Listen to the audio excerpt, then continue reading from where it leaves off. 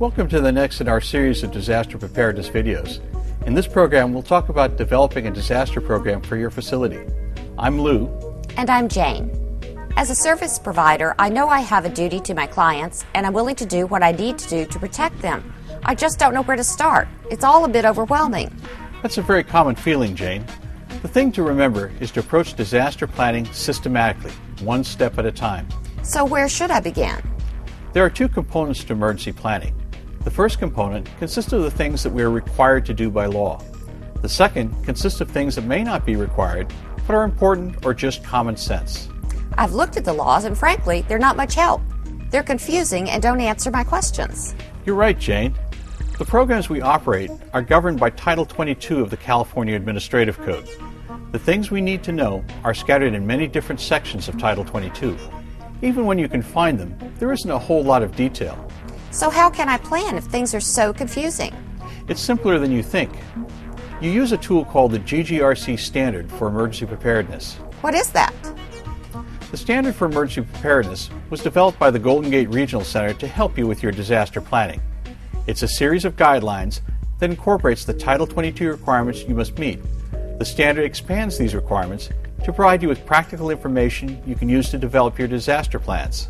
That sounds useful, if it works. Tell me more. The standard is based on 5 core principles.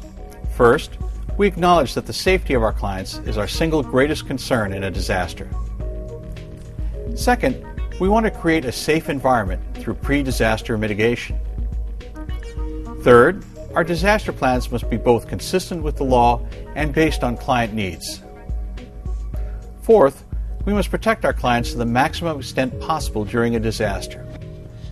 Fifth, we must provide for client needs in the aftermath of a disaster. Well, that sounds pretty straightforward, but what does that all mean to me? You should keep the core principles in mind whenever you have to make a decision about planning.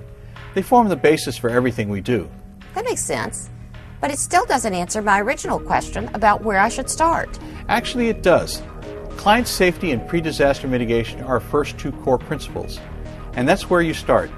Title 22 doesn't specifically address steps we take to prevent or mitigate a disaster's impact, but the standard recommends that you have a strategy for this. That sounds like an added requirement. Not really. It's just common sense. Doing things such as fastening bookcases or heavy paintings to the wall can be simple and inexpensive. It can reduce your liability for injury and could have an impact on your insurance rates. Most importantly, though, it is a necessary step in protecting our clients. Okay, that makes sense. So tell me about the next core principle, basing our plan on the law and client needs. This gets a bit more complex. We need to consider what Title 22 requires, then build on that by understanding the unique needs of our clients. This requires us to think about the types of disasters we might encounter and their impact on our clients. Once you understand these 2 things, you can develop a concept of how you would deal with the impacts of a disaster. That sounds awfully complicated. I'm not an expert on disasters like you. Let's look at an example. When a disaster strikes, there are 3 things that can happen to your facility.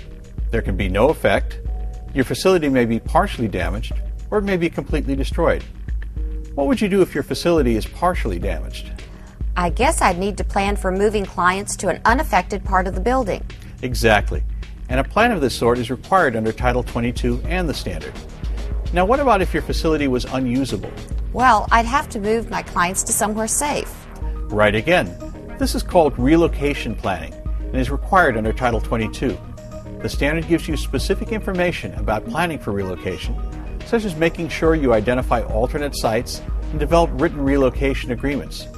Where Title 22 requires you to identify transportation requirements, the standard is a bit more specific and considers your personal vehicles, contractors, and public transportation.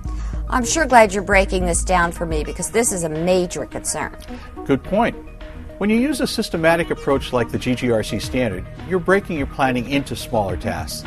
It's still a big job, but you can start to make progress. So what about protecting my clients during the disaster? Begin with 2 related areas required by Title 22, a fire safety plan and an evacuation plan. The 2 are really part of the same process. The fire safety plan describes warning and immediate actions. The evacuation plan is designed to get everyone out of your facility quickly and safely. The GGRC standard combines a number of best practices from several sections of Title 22 to provide a single list for a comprehensive plan. It also reminds you that you need to make provisions for clients who need assistance or have mobility issues. I remember you mentioning common sense earlier. This certainly seems to be the case here. It is, but it definitely helps to have an established standard. This makes sure you haven't forgotten anything. I could see that. What about after the disaster? This is where we really have to think about our client needs. First, consider the impacts. You may not have electricity, water, or sewer services. Stores may be closed. What are you going to do? Sounds like I'll need to keep some extra supplies on hand. Yes, but what kind of supplies and how much? Title 22 sets this out as a requirement, but provides no real details. The GGRC standard gives you some concrete recommendations. The standard requires you to be self-sufficient for at least 3 days and recommends 7 days. That's food, water, essential medical needs, everything. Wow, I hadn't thought about all those things. There's a lot more. Let's take food as an example. Your clients may be on diets that require special food or special preparation of the food. How will you do this without power and water? These are the things we want to think about now before the disaster. You know, that makes me think, what if I have to relocate my clients? You'll need to provide their medical information to your receiving facility and make sure they're prepared as well. And speaking of relocation, how will you follow up to make sure your clients are receiving the proper care? How will you keep a record of where they've gone? How will you let their families know? Title 22 requires all of these things, by the way. I'm beginning to think that the GGRC standard could be very useful. It is. Remember, it contains not only Title 22 requirements, but suggests best practices that have worked for others. You know, we've talked about various parts of the plan, but not about the plan itself. If we've addressed evacuation, relocation, and logistics, it's starting to come together. But we really need to talk about your organization. You mean my staff? That's right. First, what is their level of personal preparedness? If they're not ready, then you really have no plan. Consider having them take the Community Emergency Response Team training offered by many fire departments. You know, I never thought about that. Their personal preparedness directly affects their ability to help in a disaster. You also need to consider how you will contact them if they are off duty.